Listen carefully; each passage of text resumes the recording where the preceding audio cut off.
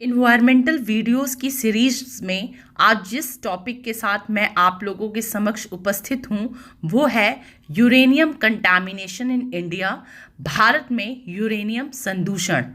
आज ये महत्वपूर्ण मुद्दा इसलिए है क्योंकि हमारा जीवन पूर्णतः पानी पर निर्भर है और जब पानी पर संकट आने लगे, हमारे जीवन पर संकट आने लगे, तो इस पर हम सभी को विचार विमर्श करना चाहिए। आगे जिस भी एक्शन को हम ले सके उन एक्शन को हमें लेना चाहिए। मैं डॉक्टर स्वाति एस मिश्रा, आप सभी को मेरा सलाम नमस्कार। मेरे चैनल स्वेट्स पैशन पे आप सभी का स्वागत है और चलते हैं, आज कुछ नया जानते हैं। नया इस दृष्टि से में जानते हैं कि ये बहुत ही ज़्यादा इम्पॉर्टेंट मुद्दा है, बहुत ही महत्वपूर्ण ये मुद्दा है। ये आईएएस की परीक्षाओं में, पीसीएस की परीक्षाओं में या जितने भी और स्टेट लेवल के एग्ज़ाम होते हैं सब में, ये प्री एग्जामिनेशन में या मेंस एग्जामिनेशन में सभी के पॉइंट ऑफ व्यू से ये बहुत ही इम्पॉर्टेंट टॉपिक है। और या आप पर्यावरण अध्ययन में जुटे हुए हैं तो भी ये आपके लिए बहुत ज़्यादा इम्पॉर्टेंट पॉइंट है। तो let's we start our video. तो हमारा टॉपिक जो है वो है uranium contamination. Why in the headlines, ये मुद्दा क्यों सुर्खियों में है, ये जानना हमें ज़रूरी है। A new study conducted by the University of Manchester of the United Kingdom and the Mahavir Center Institute and Research Center in Fulwari Sharif, Patna has reported cases of uranium contamination in the groundwater in 10 districts of Bihar. ये वैसे तो पिछले 2 साल से बहुत ज़्यादा important topic आ रहा है एग्जामिनेशन के पॉइंट ऑफ व्यू से, पर दोबारा से ये फिर से महत्वपूर्ण इसलिए हो गया क्योंकि यूनिवर्सिटी ऑफ मैनचेस्टर, जिसको हम ड्यूक यूनिवर्सिटी भी कह सकते हैं, ये लगातार इंडिया में अलग अलग स्टेट्स में इन यूरेनियम कंटामिनेशन को चेक कर रहा है, इस पर रिसर्च कर रहा है। और अभी हाल में ही university of Manchester of the United Kingdom और साथ में पटना के फुलवारी शरीफ का महावीर कैंसर इंस्टीट्यूट ने मिल करके एक रिसर्च किया और उसमें देखा कि बिहार के ऑलमोस्ट 10 डिस्ट्रिक्ट में ग्राउंड वाटर में यूरेनियम का कंटामिनेशन पाया गया।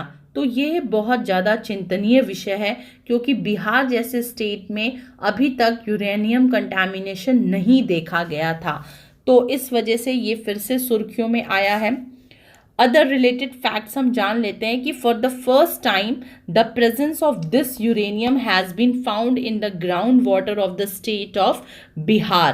पहली बार बिहार राज्य के भौम जल में, अंडरग्राउंड वाटर में यूरेनियम की उपस्थिति पाई गई।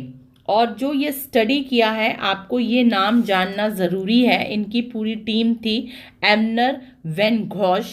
ये professor of geochemistry and water quality at Duke Nicholas School of the Environment. हो सकता है एग्ज़ाम में इनका या इनके टीम के किसी मेंबर का आपसे नाम भी पूछ लिया जाए, इसलिए मैं आगे भी पेजेस पे मेंशन की हूँ नाम, और ये भी नाम आप याद रखिएगा, एवनर वेन घोष। इन्होंने इंडिया के जैसे राजस्थान और गुजरात स्टेट में भी इन्होंने यूरेनियम कंटामिनेशन पे काम किया है।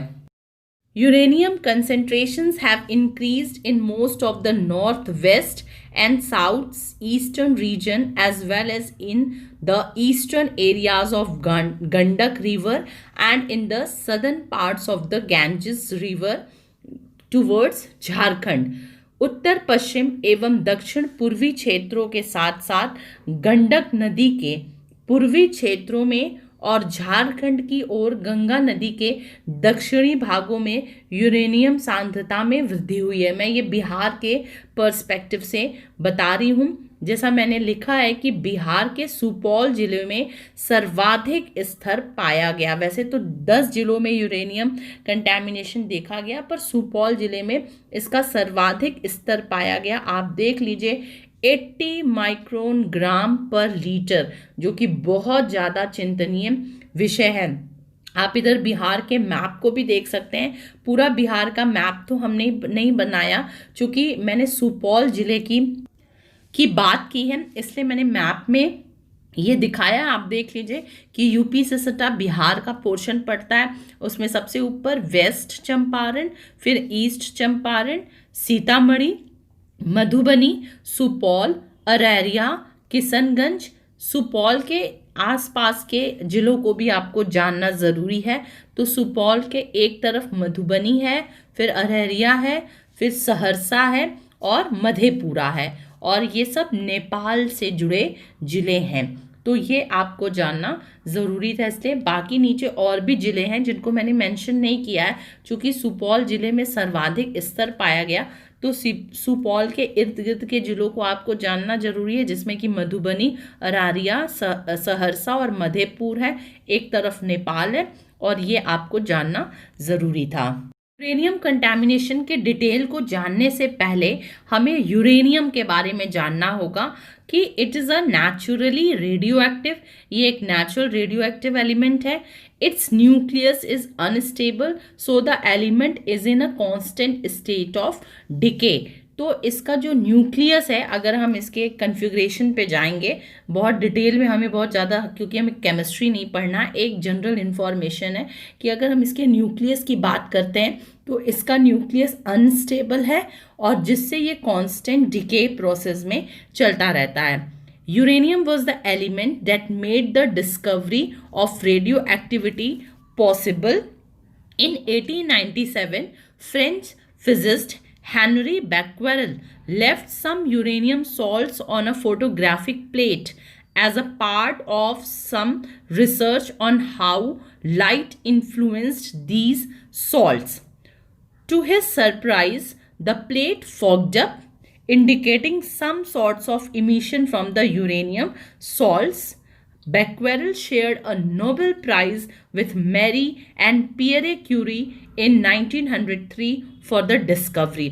हमने यहाँ पर हेनरी बेक्वेरेल की बात की, जिन्होंने एक एक्सपेरिमेंट किया, एक रिसर्च किया यूरेनियम सॉल्ट्स को लेकर के, और किस तरह से इन्होंने दिखाया कि how light influenced these salts. मैंने इसकी यहाँ पर बात की।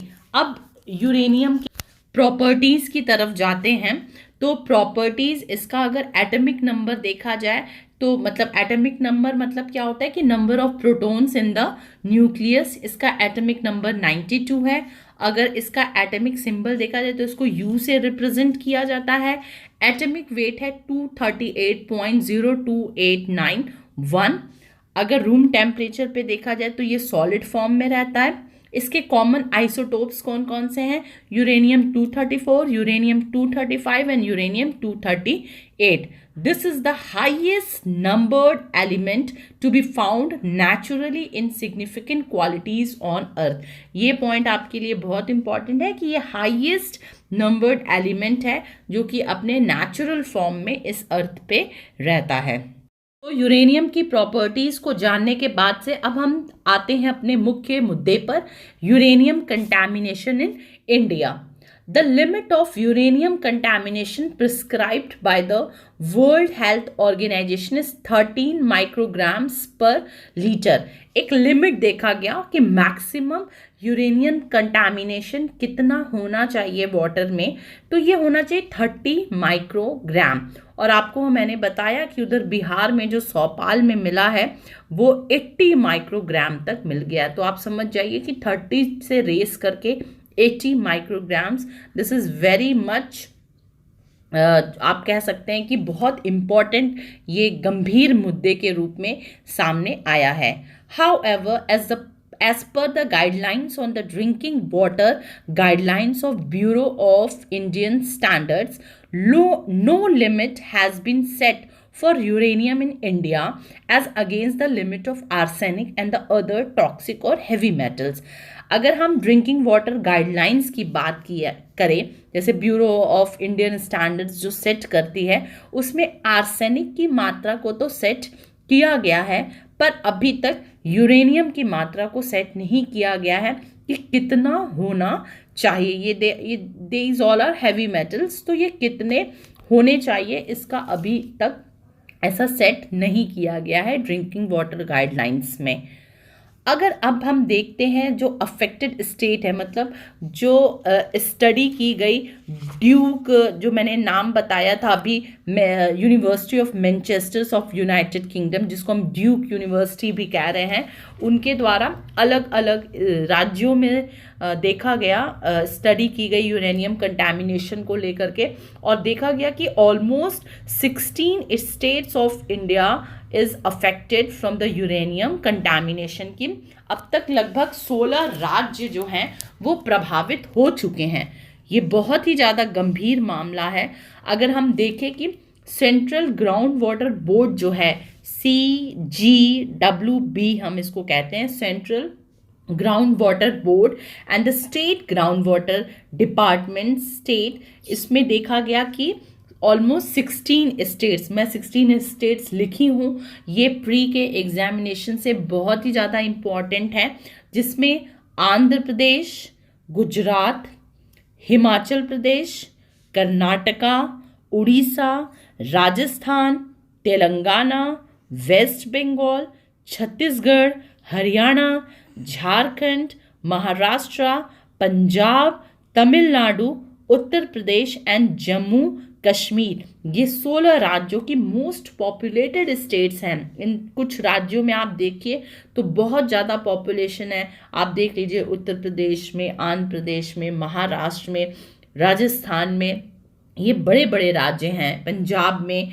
इन सब में पॉपुलेशन इतनी ज़्यादा है और ऑलरेडी वाटर क्राइसिस रहती है, और अब इन जगह के अंडरग्राउंड वाटर में यूरेनियम का पाया जाना, यूरेनियम तो रहता ही है पर उसका जो एक्सीड लेवल में होना, ये बहुत ज़्यादा चिंतनीय विषय है। तो आपको ये 16 राज्यों के नाम दिमाग में होने चाहिए। अब हमें देखना है कि what are the different factors which are responsible for the uranium contamination. कुछ तो नेचुरल फैक्टर्स होते हैं कि किन कारणों से पानी में यूरेनियम की मात्रा बढ़ रही है, तो कुछ तो नेचुरल रीज़न होते हैं, पर मैक्सिमम जो अफेक्ट देखा जा रहा है वो हो रहा है ह्यूमन मेड रीज़न से। उसमें मैं एक एक करके आपको बताती हूँ।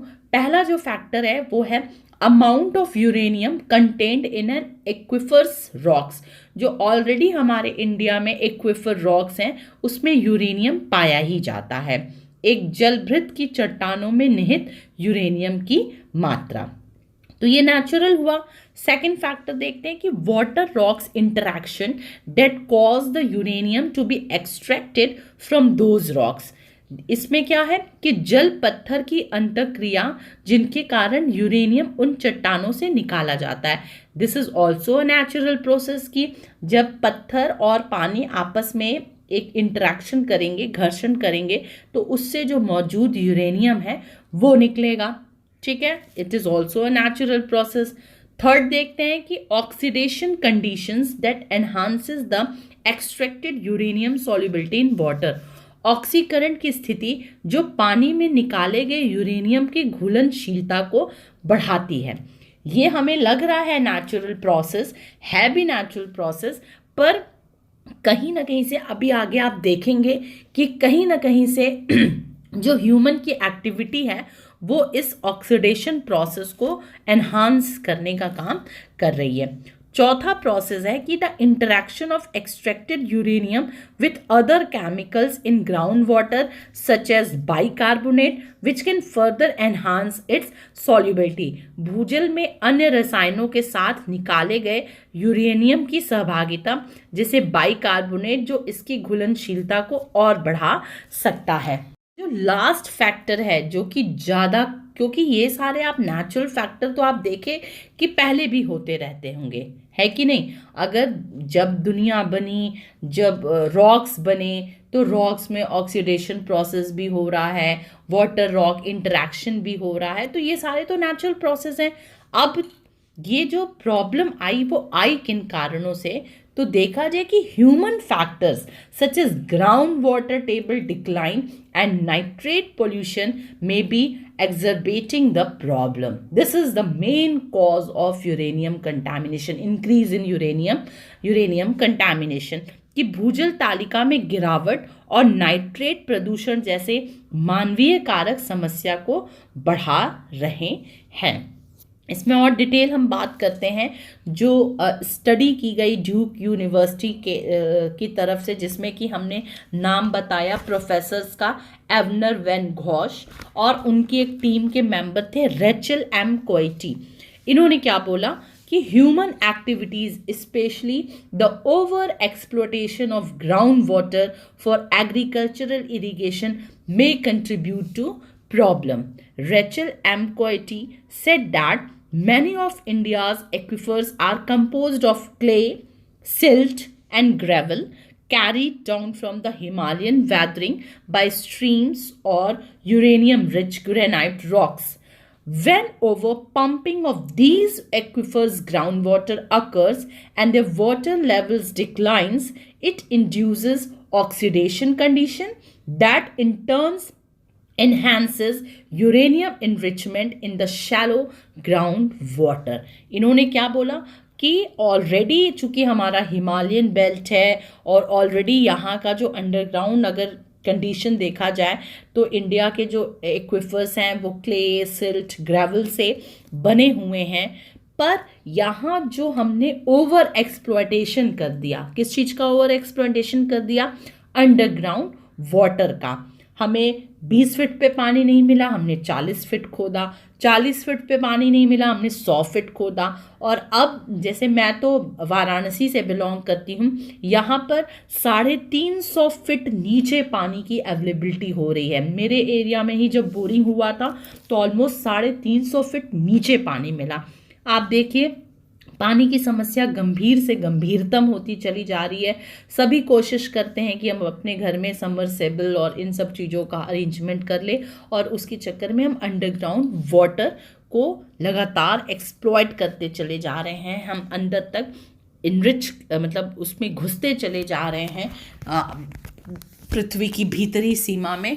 तो यही ओवर एक्सप्लॉयटेशन जो है वो यूरेनियम कंटेमिनेशन का सबसे बड़ा कॉज उभर के सामने आया है। और ये इनके जो स्टडी है रेचल एम कोइटी और जो मैंने नाम बताया एवनर वैन घोष की, उनकी स्टडी एक जर्नल है environmental science and technology letters, उसमें ये पब्लिश हुई थी, जिसमें इन्होंने ऑलमोस्ट 16 स्टेट्स को डिटेक्ट किया कि कहाँ कहाँ यूरेनियम कंटामिनेशन बहुत ज़्यादा हो गया है।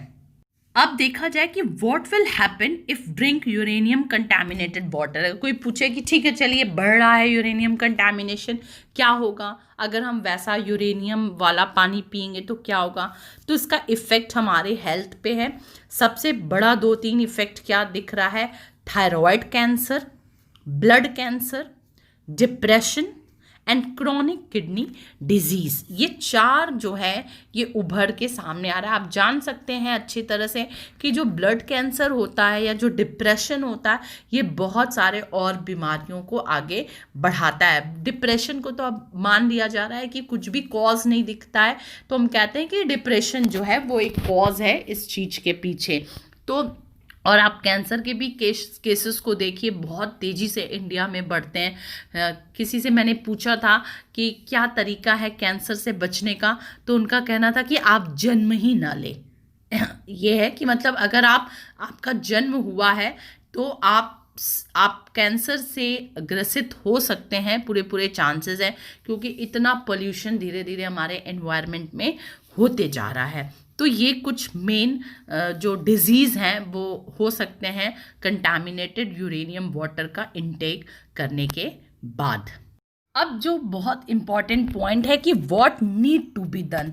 अभी तक हमने जाना कि why in the headlines, uranium contamination क्यों हेडलाइंस में है, किस तरह से कुछ जो स्टेट हैं वो इफ़ेक्टेड हैं, यूरेनियम के प्रॉपर्टीज़ को हमने देखा, फिर हमने देखा कि यूरेनियम कंटामिनेशन इन इंडिया का क्या सिनेरियो है, और फिर हमने फैक्टर्स देखा कि कौन कौन से डिफरेंट फैक्टर्स हैं वो रिस्पॉन्सिबल हैं यूरेनियम कंटामिनेशन में, और फिर हमने आगे देखा कि कौन कौन सी डिजीज़ हो सकती है इसके कारण। और अब हमें जानना है कि what need to be done, क्या किए जाने की आवश्यकता है, हम क्या कर सकते हैं। पहला पॉइंट है कि revision of the current water quality monitoring programme in India. भारत में वर्तमान जल गुणवत्ता निगरानी कार्यक्रम का पुनरीक्षण, कि हम जल निगरानी के लिए अनेक कार्यक्रम चलाते रहते हैं, उसका फिर से हमें पुनरीक्षण करना चाहिए, पुनः परीक्षण करना चाहिए और उसको सच में एक्शन में लाने की ज़रूरत है। Evaluation of human health risk in areas of high uranium prevalence. उच्च यूरेनियम प्रसार के क्षेत्रों में मानव स्वास्थ्य जोखिमों का मूल्यांकन। अब हमें इस रिसर्च से पता चल गया कि ऑलमोस्ट 16 स्टेट जो हैं वो इफेक्टेड हैं।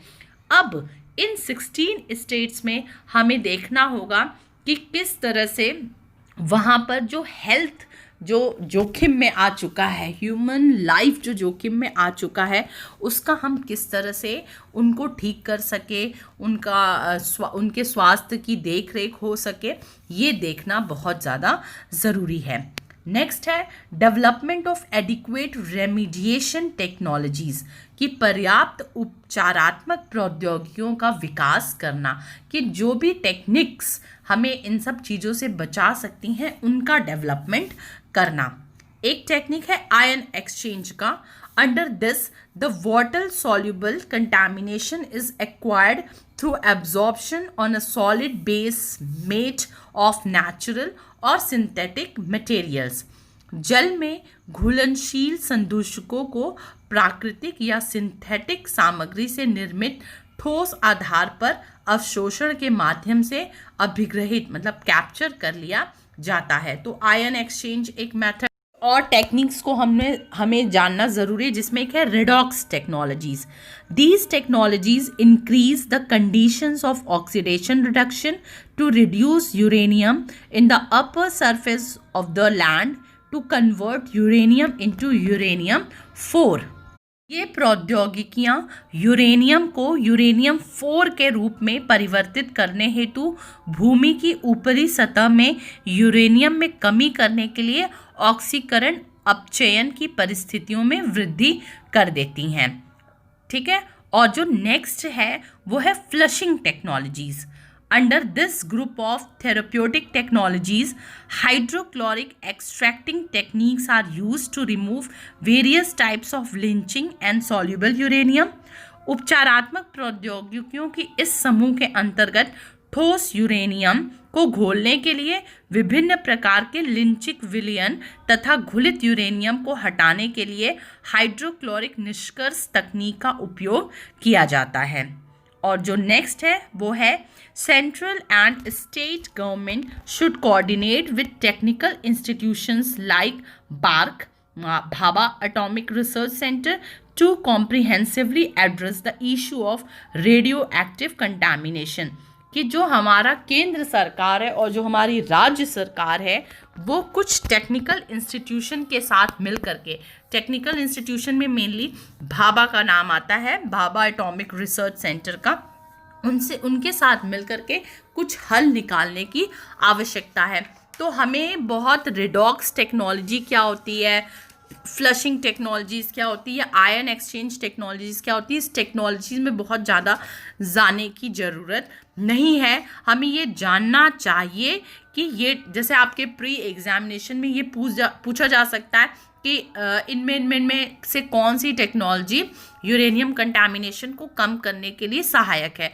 तो आपको नाम जानना बहुत ज़रूरी है कि आयन एक्सचेंज, रेडॉक्स टेक्नोलॉजी और फ्लशिंग टेक्नोलॉजी। हाँ, थोड़ा बहुत उसके अंदर का मैंने मैटर बताया कि रेडॉक्स टेक्नोलॉजी में क्या होता है कि इस टेक्नोलॉजी में यूरेनियम को यूरेनियम 4 के रूप में परिवर्तित किया जाता है और इसमें ऑक्सीकरण अपचयन ऑक्सीडेशन रिडक्शन प्रोसेस का इस्तेमाल किया जाता है। और फ्लशिंग टेक्नोलॉजीज़ में क्या होता है कि इसमें हाइड्रोक्लोरिक एक्सट्रैक्टिंग टेक्निक्स का यूज़ किया जाता है। तो ये आपका अब आगे स्लाइड में आप कुछ सोर्सेज देख रहे होंगे कि कहाँ कहाँ से मैंने ये सारा उठाया है। आप उस सोर्सेज की तरफ भी ध्यान दीजिए। मेरे ख्याल से आपको ये वीडियो बहुत अच्छी तरह से समझ में आ गया होगा। तो आपके ये प्री एग्ज़ाम के लिए, मेंस एग्ज़ाम के लिए बहुत ज़्यादा, प्री में आप इसमें ऑब्जेक्टिव क्वेश्चन सेलेक्ट कर लीजिए और मेंस में ये सब्जेक्टिव रूप पे मैंने पूरा लिखा ही हुआ है। तो इस तरह से आपके ये प्री और मेंस दोनों पेपर के लिए बहुत ज़्यादा इम्पॉर्टेंट है। साथ में अगर आप कहीं पर ऐसे लिख रहे हैं वाटर डिप्लीशन पे, या आपको कुछ इस तरह की कहीं स्पीच देना है, या आप नेट के एग्जामिनेशन में भी इन्वायरमेंट के एक टॉपिक है, तो उसमें भी हो सकता है कि इन्वायरमेंट से रिलेटेड, ये चूँकि करंट का मुद्दा है तो पूछा जा सकता है। आप कहीं भी ये इस टॉपिक का पूरी तरह से यूज़ कर सकते हैं अपने सब्जेक्टिव क्वेश्चंस के लिए, अपने ऑब्जेक्टिव क्वेश्चंस के लिए। तो उम्मीद है आप सभी को ये वीडियो बहुत पसंद आया होगा। अगर पसंद आया तो प्लीज़ लाइक करिए। मेरे चैनल को अभी तक आपने सब्सक्राइब नहीं किया है तो ज़रूर से सब्सक्राइब करिए और बेल आइकन को ज़रूर दबा दीजिएगा और शेयर करिए मेरे वीडियोस को। प्लीज़ मेरे टच में रहिए। आपके ही जो मदद से, आपके ही सपोर्ट से मैं आगे और वीडियोस को कंटिन्यू कर पाऊँगी। तब तक के लिए आप सभी को मेरा प्रणाम, नमस्कार, खूब सारा प्यार, धन्यवाद।